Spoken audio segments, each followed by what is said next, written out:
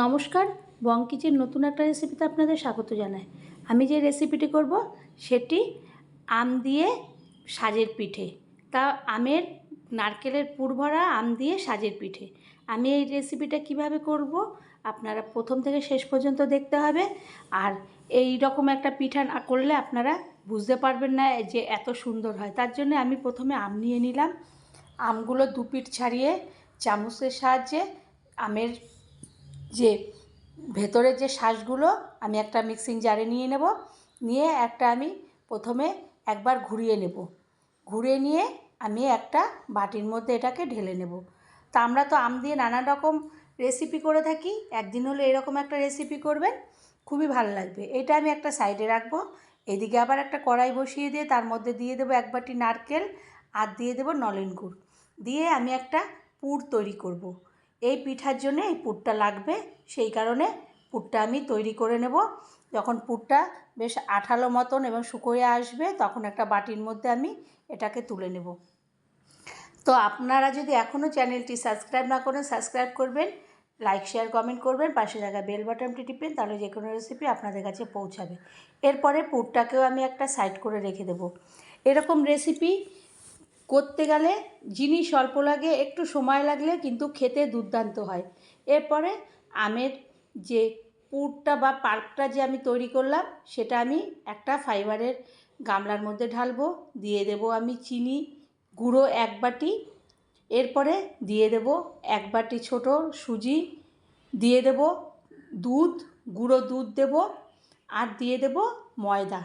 দিয়ে একটা কাঁটা চামচ দিয়ে আমি ভালো করে এটাকে প্রথমে এই শুকনোভাবে মিশাতে থাকবো। এরপর মিক্সিং জারটার মধ্যে যে আমটা পাল্পটা তৈরি হয়েছিল সের মধ্যে জল দিয়ে ওই জলটা এর মধ্যে দিয়ে দেব।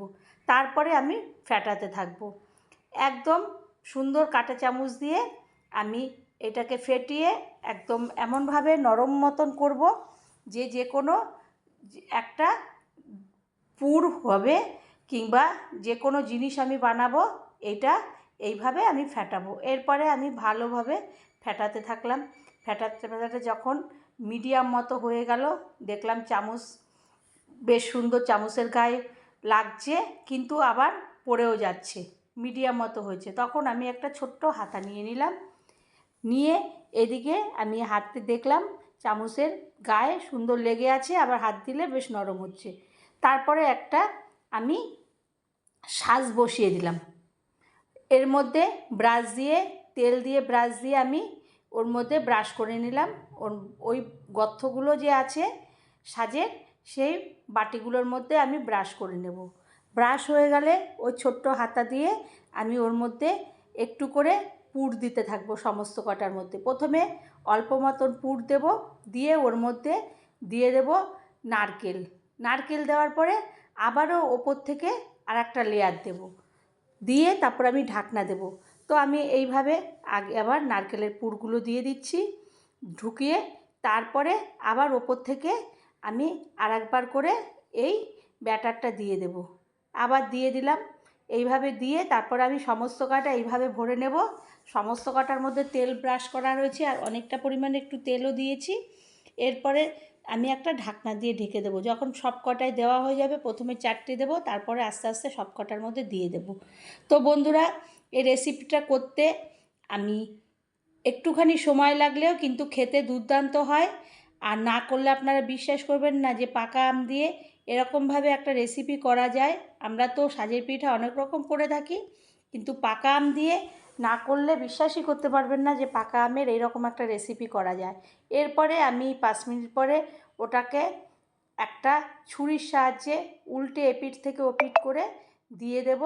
তারপরে আবার ঢাকনা দিয়ে ঢেকে দিয়ে তারপরে আবার ঢাকনা তুলে তারপরে একটা প্লেটের মধ্যে সার্ভ করব।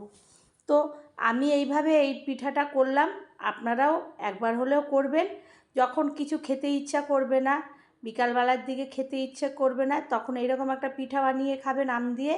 আমের সিজন থাকতে থাকতে না করলে একদমই মিস করবেন যে আম দিয়ে এত সুন্দর এরকম একটা পিঠা করা যায় সাজের। আর ভেতরে নারকেলের পুর থাকবে, খেতেও খুব ভালো লাগবে। এরপর আমি প্লেটটার মধ্যে একে একে সমস্ত পিঠাগুলো তুলে নিচ্ছি। আর এত নরম তুলতুলে হয়, আপনি ছিললে মুখে দিলেই নারকেলের যখন একটু নারকেলটা মুখে পড়বে, খেতেও ভালো লাগবে। আর বাড়ির সকলেও দেখবেন আপনার কাছে এটা খাওয়ার জন্য বায়না করবে। একদম নরম, খেতে অনেকটা কেকের মতো লাগবে, তুলতুলে হবে খুব। আপনারা একদিন হলেও করবেন, সবাইকে খাওয়াবেন। যদি এই রেসিপিটা ভালো লাগে লাইক শেয়ার কমেন্ট করবেন। আবারও কোনো রেসিপিতে দেখা হবে। ধন্যবাদ।